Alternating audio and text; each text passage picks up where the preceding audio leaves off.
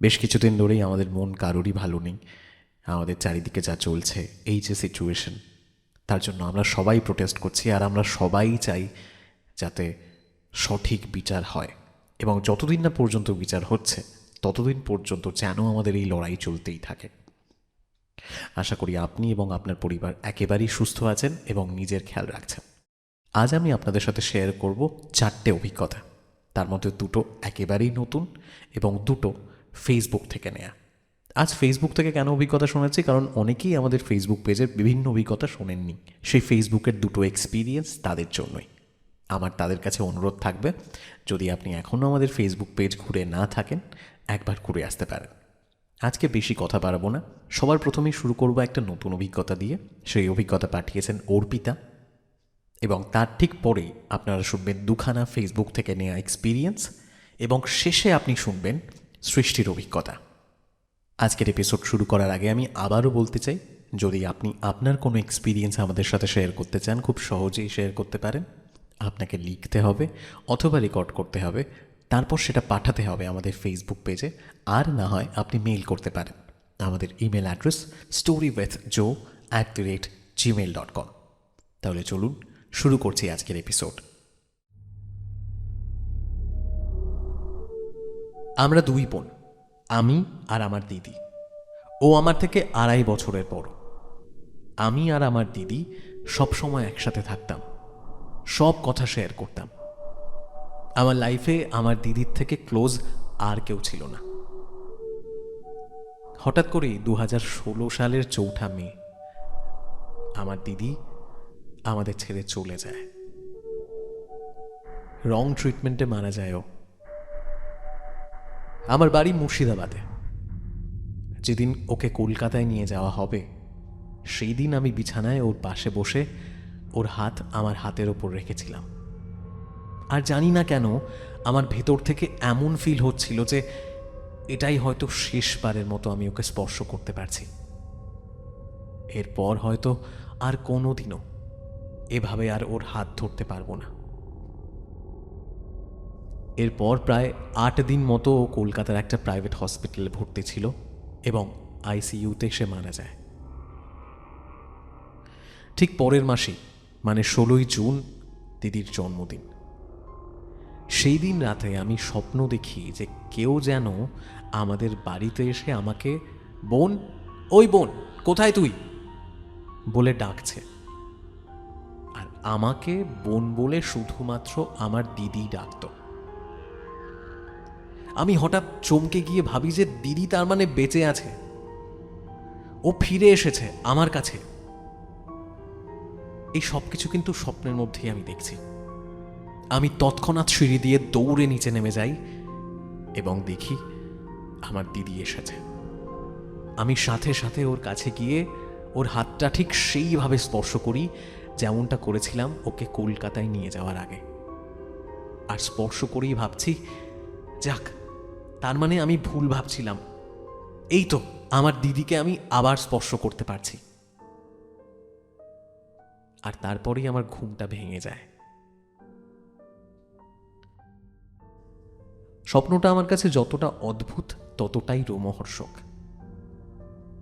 কারণ ঠিক ওর জন্মদিনের দিনেই আমি এই স্বপ্নটা দেখেছি।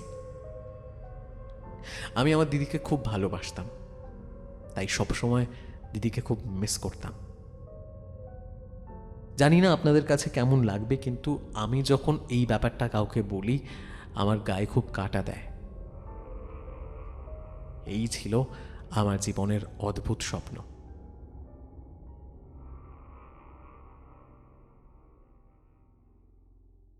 শুনলেন আজকের প্রথম এক্সপিরিয়েন্স।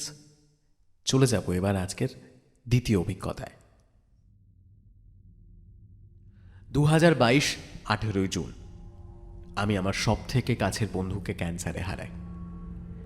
সে যখন 2022-এর 3রা ফেব্রুয়ারি আমার জন্মদিনে আমায় উইশ করে, তখনই আমি প্রথম জানতে পারি তার এই মরণ ব্যাধির কথা।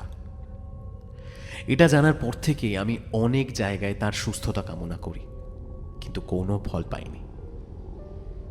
মনে পড়ে শিবরাত্রির দিন আমি একটি মন্দির দর্শন করতে গেছিলাম আমার সেই বন্ধুর জন্যই। কিন্তু কোনো কারণ ছাড়াই আমাকে সেবার মন্দিরে ঢুকতে দেওয়া হয় না। মন্দিরের অথরিটি বাধা সৃষ্টি করে। এর কদিন পর আমি একটা অদ্ভুত স্বপ্ন দেখি।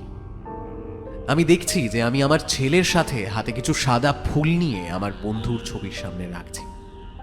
জায়গাটা একটা লেকের ধারে, আর তার পাশেই একটা সিঁড়ি, যেখান থেকে আমি দেখতে পাচ্ছি যে একজন আঘরি উঠে এলেন এবং হাতে কিছু ছাই নিয়ে নিজের কপালে লাগালেন এবং আমার বন্ধুর ছবিতে লাগালেন। খুব অদ্ভুত ছিল এই স্বপ্নটা। যাই হোক, আরও কিছুদিন পর অক্ষয় তৃতীয়ার দিন আমি ঠিক করি যে মহামৃত্যুঞ্জয় মন্দিরে যাব আমার বন্ধুর জন্য এবং সেখানে গিয়ে পুজো দেব। সেখানে যাওয়ার জন্য আমি একটা পাবলিক ট্রান্সপোর্টে উঠতে যাব, আর এমন সময় আমি লক্ষ্য করলাম যে একটা অদ্ভুত সুন্দর দেখতে সাপ রাস্তা পার হচ্ছে ঠিক আমার সামনে দিয়ে। কিন্তু ভীষণ অদ্ভুতভাবে সাপটা অর্ধেক রাস্তা গিয়ে আবার ঘুরে যায় এবং যেদিক দিয়ে এসেছিল ঠিক সেদিকেই ফিরে যায়। সে পুরোটা রাস্তা পার করতে পারে না। এবার এই ঘটনার কিছু সপ্তাহ পরেই আমাদের বন্ধু আমাদের সবাইকে ছেড়ে চলে যায়। এবার তখন আমার মনে হতে থাকে যে এতদিন ধরে আমার সাথে যা অদ্ভুত ঘটছিল তা হয়তো ভগবানই আমায় ইঙ্গিত দিচ্ছিলেন যে আমার বন্ধুকে আর বাঁচাতে পারবো না। আরও অদ্ভুত যা হয়েছিল সে সময়, আমার বন্ধু চিকিৎসা চলাকালীন 1.5 দিনের জন্য ভেন্টিলেশনে ছিল। সে যখন ভেন্টিলেশন থেকে বেরিয়ে আসে আমাদেরকে বলেছিল ওনাকে একটা পাহাড় আর নদীতে ঘেরা জায়গা দেখতে পায়, যেখানে শিব ঠাকুর আর তার দাদু দিদাও ছিল।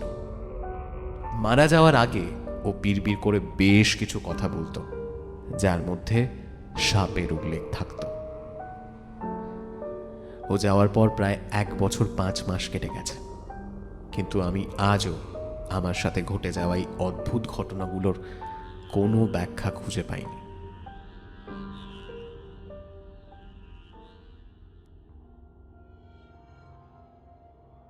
শুনলেন আজকের দ্বিতীয় অভিজ্ঞতা। হ্যাঁ, এটা ফেসবুকের একখানা এক্সপিরিয়েন্স। এর পরবর্তী এক্সপিরিয়েন্সটাও ফেসবুকেরই। যারা শোনেননি তাদের জন্য চলুন শুনে ফেলি। নমস্কার, আমি প্রীতি সরকার শিলিগুড়ি থেকে বলছি। আজকে আমার মায়ের সাথে এবং আমার সাথে ঘটে যাওয়া একটা ঘটনা বলবো। আমরা যখন আমাদের বাড়িতে নতুন নতুন এসেছিলাম, তখন বাড়ির ভেতরের উঠোনে একটা বড় কাঁঠাল গাছ ছিল, যেটা বহু পুরনো। আমার বাবা বাড়ি বানানোর সময়, যেহেতু কাঁঠাল গাছটা অনেক কাঁঠাল দিত, তাই আমার বাবা গাছটি কাটায়নি। তো আমরা যখন ঢুকেছিলাম নতুন নতুন, তখন বাড়িটার মধ্যে কেমন একটা গা ছমছমে ব্যাপার হতো। আমরা বিষয়টা খেয়াল করেছিলাম, তবুও অত বেশি পাত্তা দিতাম না, কারণ ভাবতাম যে অনেক নির্জন স্থানে যেহেতু বাড়িটা, তাই এরম মনে হচ্ছে। তো কিছুদিন পর বাবা কাজের চাপে রাত্রিবেলা বাড়ি আসতে পারেনি। তো ওই দিন আমি মা শুয়েছি রাত্রিবেলা, আমি ঘুমিয়ে পড়েছি 3টে নাগাদ। আমার মা জাস্ট ফোনটা রেখে ওপাশ হয়ে শুয়েছে। তো মা শুনছে কেউ একজন কাঁদছে। তো মা ভালোভাবে শোনার জন্য আর একটু উঠে বসেছে যে সত্যি কি কেউ কাঁদছে। দেখছে যে হ্যাঁ। তো সকালবেলা উঠে মা আমাদেরকে বলেছে। তো আমরা ভাবছি যে রাত্রিবেলা যেহেতু শুয়েছে, তাই হয়তো এরম আওয়াজ পেয়েছে। তো বিষয়টা আমরা ওরকম সিরিয়াস নিইনি তখন। তারপর ওই দিন রাত্রিবেলা আবার শুয়েছে মা, 3টে নাগাদ আবার শুনেছে যে কেউ কাঁদছে। ওই দিন আবার বৃষ্টি পড়ছিল। তো মা ভাবছে যে বৃষ্টির জন্য হয়তো ভুল শুনছে। তো মা আরেকটু দরজার সামনে এসে কান পেতে শুনছে যে কেউ কাঁদছে নাকি। সত্যি কাঁদছে, একদম রীতিমতো কেঁদেই চলছে। তো সকালবেলা উঠে আমাদেরকে আবার সেই বলেছে যে এরম এরম কাঁদে কেউ। তো আমরা ভাবছি যে 2 দিন ভরে এক জিনিস কি শুনবে নাকি। তো আমরা ভেবেছিলাম যে আমরাও রাত্রেবেলা শুনবো কে কাঁদে।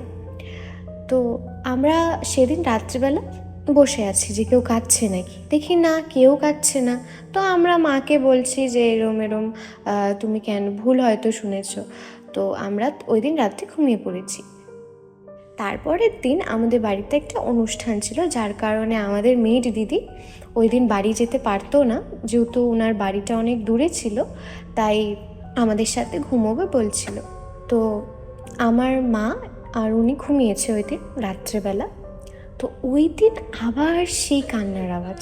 তো আমার মা শোনানোর জন্য ওই মেয়ের দিদিকে ডেকেছে যে দেখো শুনতে পাচ্ছ নাকি। উনিও শুনতে পাচ্ছে। তো উনিও আমাদেরকে সকালে বলেছে যে এরম এরম কান্নার আওয়াজ শুনেছি। তো আমরা ভাবছি যে আমরা কেন শুনি না। তো এই ব্যাপারটা হলো, আমরা যতই ট্রাই করি রাত্রেবেলা জেগে শুনবো, ওই দিন আর কোনো কান্নার আওয়াজ আমরা শুনতে পারি না। তো একদিন, ওই দিন আবার গরমের কাল ছিল বলে ওই একদিন আমি রাত্রেবেলা স্নান করব, খুব গরম লাগছে, মানে অসহ্যকর গরম। তো মাকে বলেছি আমি স্নান করব।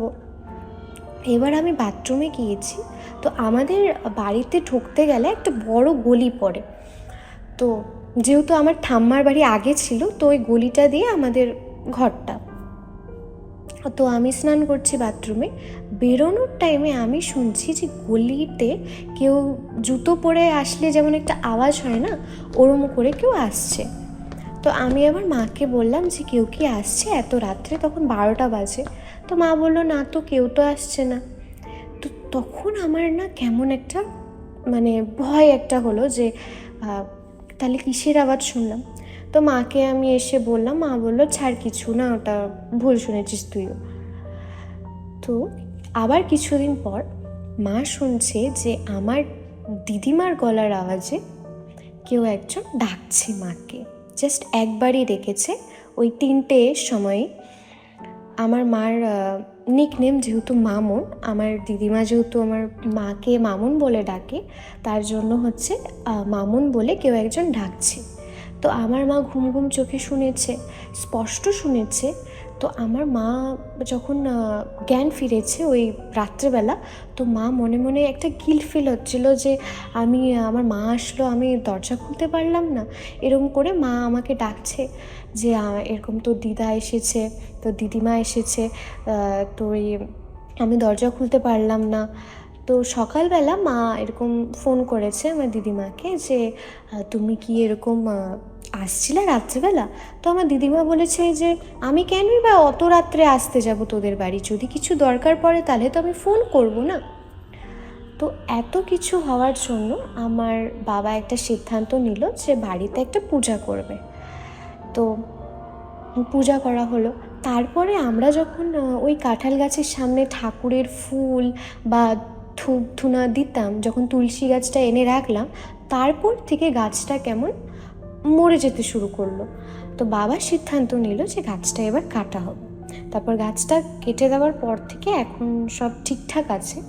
আমরা জানি না যে কারা ছিল ওই গাছটার মধ্যে, আর তারাই কি কানতো নাকি, এখনো পর্যন্ত আমরা জানতে পারিনি যে কী ছিল আর কেনই বা এরম করতো। শুনলেন আজকের তৃতীয় অভিজ্ঞতা। এবার চলে যাচ্ছি আজকের শেষ অভিজ্ঞতায়। এই অভিজ্ঞতা পাঠিয়েছেন সৃষ্টি। ঠিক কি হয়েছিল সৃষ্টির সাথে, চলুন শুনে ফেলি। নমস্কার দাদা, আমার নাম হচ্ছে সৃষ্টি জয়। আমি মেডিকেল মোড় শিলিগুড়ি থেকে বলছি। আপনার প্রোগ্রাম আমি অনেক দিন ধরেই দেখি, আমার খুবই ভালো লাগে আপনার প্রতিটা গল্প। আপনার প্রথম গল্প আমি ফেসবুকে দেখেছিলাম, খুবই ভালো লেগেছিল।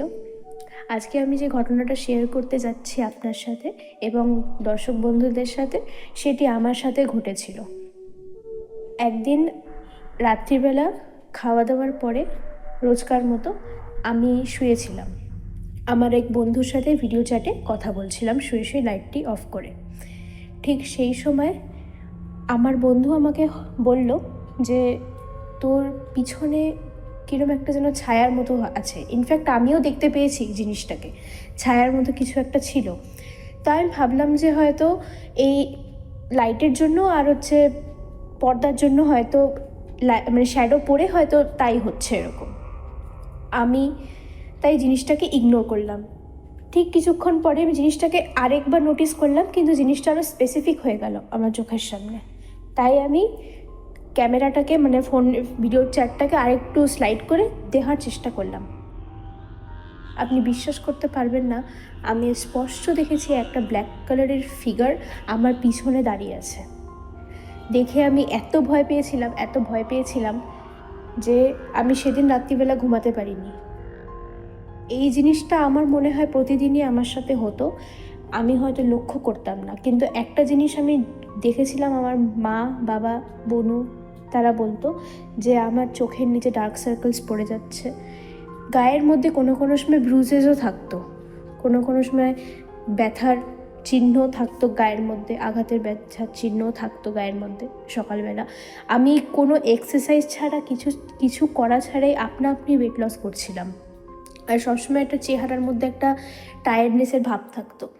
তো ওইটা আমি দেখলাম, দেখার পরে আমি মায়ের সাথে সেটা ডিসকাস করলাম, করার পরে আমি ঘরের মধ্যে গঙ্গা জল ছিটিয়ে হনুমান চালিসা চালিয়ে আমি সেই জিনিসটাকে ঠিক করানোর চেষ্টা করলাম। যে ওটা আমি ক্লিনজিংটা করলাম ঘরের মধ্যে, তারপর থেকে আমি কখনো ওই জিনিসটা দেখিনি। কিন্তু একটা জিনিস আমি বলবো, এখনই আমি স্টোরিটা বলছি আপনাদের সবাইকে, আমার শরীরে কাটা দিচ্ছে, কিন্তু আমি একটা জিনিস বলবো, প্রতি রাত্রে আমার বাড়ির ছাদের মধ্যে আমি হাঁটার আওয়াজ শুনতে পাই। আমি জানি না সেটা কিসের আওয়াজ, সেটা আমার ঘরে যে ছিল তার আওয়াজ না কিসের আওয়াজ আমি জানি না। যাই হোক, আমার খুব ভালো লাগলো আপনার সাথে এই স্টোরিটা শেয়ার করে। আশা করি যে ফিউচারে আরও অনেক স্টোরি আমি শেয়ার করতে পারবো। ধন্যবাদ। আশা করি আজকের এই একটু অন্যরকমের এপিসোড আপনাদের ভালো লেগেছে। নিজেদের ফিডব্যাক অবশ্যই শেয়ার করবেন, এবং আবারও সবাই প্লিজ নিজের খেয়াল রাখুন, নিজের পরিবারের খেয়াল রাখুন। আপনাদের সবার সাথে দেখা হবে পরের এপিসোডে। ধন্যবাদ।